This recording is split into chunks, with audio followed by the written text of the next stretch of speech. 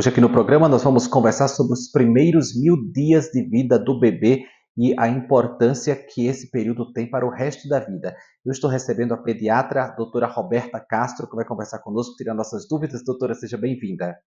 Eu que agradeço pelo convite, obrigada. Nós vamos começar explicando quais são os 1000 dias, né? Por que 1000 dias? Bom, os primeiros 1000 dias realmente consistem em um período muito importante na vida do bebê e do futuro adulto. Na verdade, primeiros 1000 dias, porque a gente contabiliza desde o período que o bebê foi concebido, passando por aqueles 9 meses de gestação, até ele completar 2 aninhos. E esse é um período que existe uma maior oportunidade, a gente chama de janela de oportunidades, para que esse bebê, que vai ser um adulto no futuro, atinja o seu máximo potencial de desenvolvimento, quando a gente consegue proporcionar para ele uma boa saúde, em termos assim, mais de prevenção, tanto do ponto de vista físico quanto também do ponto de vista mental. Então, assim, um período em que a gente precisa ter um cuidado muito especial com a gestação, a gestante tendo todo um cuidado com relação à alimentação, ao seu ambiente onde ela vive, redução de estresse, promoção, inclusive, de saúde física, atividade física. Tem muito a ver também com a questão da alimentação, mas também tem a ver com o estilo de vida. Doutora, então na prática, isso significa que a primeira consulta com a pediatra acontece ainda na gestação. É basicamente uma consultoria onde você vai orientar essa futura mamãe no estilo de vida, principalmente, e também acompanhar os exames, dar todo esse suporte. Na verdade, o pediatra não vai nunca substituir o papel do obstetra, que é fundamental, obviamente, no pré-natal. O ideal do pré-natal é que ele seja iniciado nos primeiros 3 meses, tá? Então, logo que a mulher sabe da gestação, ela sabendo cedo, o ideal é que ela vá procurar o obstetra logo nesses primeiros 3 meses de gestação do bebê. A questão é que hoje já se sabe que com a consulta do pediatra durante o pré-natal, existe uma formação de vínculo muito grande com esse pediatra, e a mulher já vai, não só a mulher, como também, né, a família de um modo geral, muitas pessoas que assim, né, a mãe quer que participem nesse momento ali da vida dela, então pode ser, por exemplo, o próprio pai ou a avó, enfim, alguém que vai ficar ali naquele contato com aquela família ali por um período, né, enfim, que participe também, mas que ela possa já ter informações sobre como vai ser o desenvolvimento desse bebê e formas dela poder ter uma melhora no seu estilo de vida, pensando justamente em como que ela vai proporcionar isso no futuro do seu bebê. Então, por exemplo, né, a gente fala hoje muito com relação ao microbioma. É o que antigamente se falava como flora intestinal. Então, esse microbioma, na verdade, ele é formado desde o momento em que o bebê nasce. Então, hoje a gente sabe que o feto ele é estéril.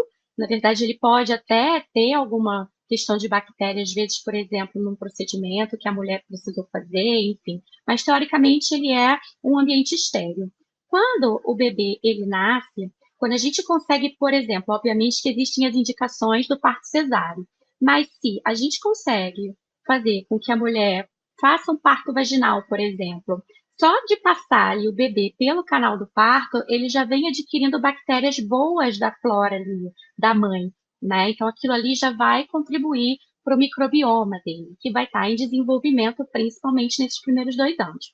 A questão também do contato pele a pele. Então, da mulher já ir trabalhando isso, quando ela já conseguir dar à luz a esse bebê obviamente, se esse bebê nascer bem, nascer com uma boa vitalidade, que a gente chama, ele já ir logo para o peito dela, então já promover o contato pele a pele, então a pele do bebê entrando em contato com a pele da mãe, justamente para já ter esse contato com as bactérias da pele da mãe, e também através do leite materno, porque o leite materno é extremamente rico em oligosacarídeos, em prebióticos, né, probióticos, que vão ajudar nessa formação. Então, ao longo dos primeiros 2 anos, a gente tem uma grande formação desse microbioma, que são as bactérias boas do nosso intestino, e que hoje os estudos já têm mostrado que quanto mais saudável é essa colônia de bactérias que vive no nosso intestino, mais saúde a gente pode ter no futuro, evitar alguns problemas.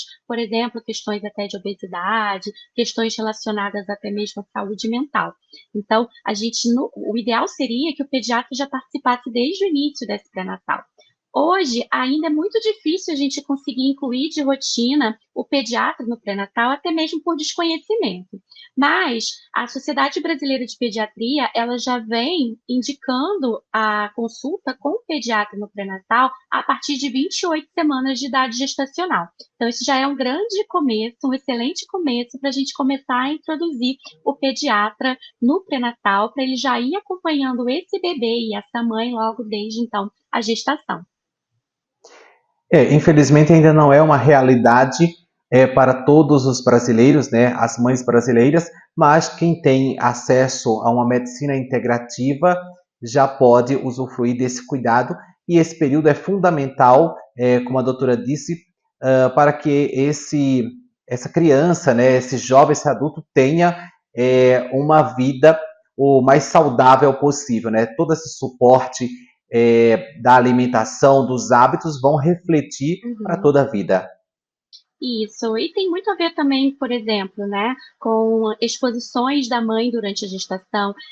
Tem alguns estudos interessantes que mostram, por exemplo, há muitos anos, já após, aí, no período pós-guerra, por exemplo, a Holanda, ela teve uma questão na guerra que foi um período de fome.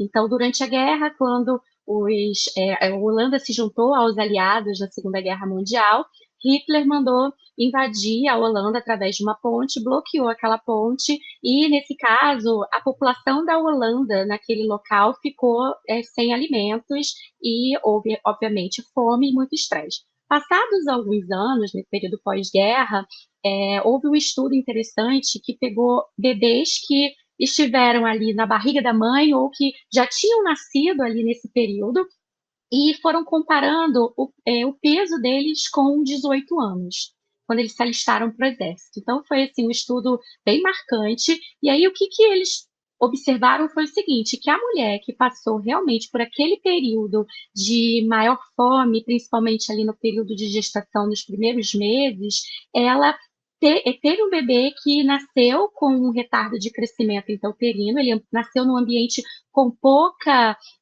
oferta de alimentos, porque a mãe passava fome, e quando ele chegou lá na vida adulta, como ele passou por um período de muita escassez, a partir do momento em que ele foi para um mundo que já não tinha essa escassez toda, tudo que ele consumia ia sendo acumulado. Então, essas crianças que passaram por um período de escassez, com retardo de crescimento intrauterino, por exemplo, elas tiveram muito mais chances de ter sobrepeso e obesidade na vida adulta. Então, olha como que a questão da alimentação da mãe influencia tanto na vida do futuro adulto. Por exemplo, tem um estudo também que fala na época do 11 de setembro, que existiam mulheres que estavam grávidas na época e que tiveram algum envolvimento com aquela tragédia do 11 de setembro e que passaram por períodos de estresse pós-traumático. E aí, nesse caso, claro que isso depende muito da capacidade de resiliência de cada pessoa, mas muitas das mães que tiveram o estresse pós-traumático, que acabaram passando por isso e que tiveram esse estresse, elas também tiveram aí uma tendência maior a ter também isso no desenvolvimento dos filhos, né? Crianças um pouco mais irritadas, mais agitadas. Então, quando a mulher ela passa por determinados tipos de situações dentro ali durante a gestação, isso pode sim influenciar nesse feto, não só ali no período da gestação, nos primeiros meses, mas também no futuro. Excelente, doutora. Muito obrigado pelas informações. Volte outras vezes para tirar nossas dúvidas. Ah, eu fiquei feliz com o convite. Obrigada.